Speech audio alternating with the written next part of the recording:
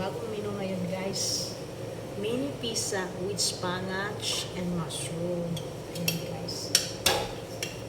Ito po yung aking spinach na niluto ko sa cooking cream. Ayan. Ayan.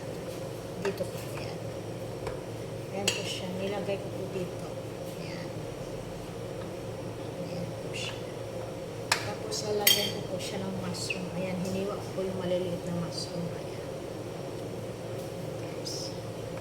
Tapos, kailangan po, lalagyan mo siya ng mozzarella o yung cheese sa taas para fluffy. Masarap po siya.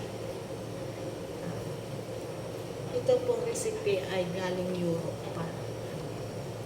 Europa recipe.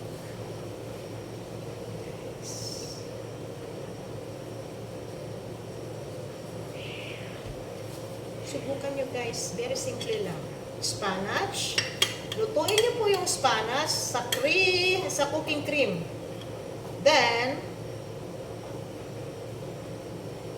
pwede rin kayong gumawa ng ng wrapper o hindi nga. Pwede rin kayong bumili ng wrapper na ready-made. Kung gusto nyo yung easy. Ayan. Tapos, kailangan meron kayong ganito. Ilagay nyo siya sa ganito at ilagay na sa oven. I-oven nyo lang siya ng 10 minutes lang siya. 10 minutes lang kasi kailangan initin nyo muna yung oven ng 10 to 15 minutes bago nyo ilagay ito. Tapos, antayin nyo na lang na hanggang mag-brownish yung taas. Maging melty ba yung yung cream. Yung cheese, mozzarella. Okay na siya. Pwede na siya i-serve. Ayan, guys.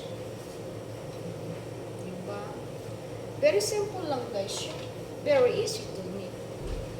Very easy lang siya gagawin. At saka, syempre, ganito lang siya ang gagawin na napaka-easy lang siya gawin na napaka-yummy pa. Isa bibili kayo sa labas, guys. Pwede nyo rin ibenta ito, guys. Pang negosyo, guys. Ayan. Thank you, guys, for watching. See you by the next live. Bye-bye.